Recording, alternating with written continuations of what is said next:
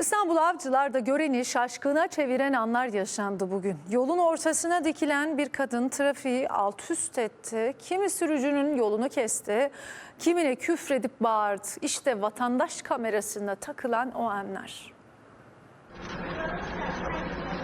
Yolun ortasına geçti, araçların önüne dikildi. Bağırdı, çağırdı, küfürler savurdu. Görüntüler Avcılar'dan.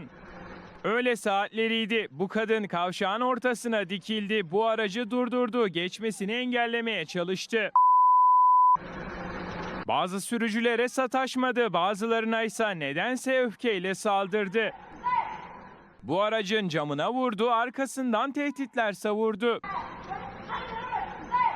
Olup bitene kimse bir anlam veremedi. Vatandaş kamerasıyla görüntülenen kadın bir süre sonra ortadan kayboldu.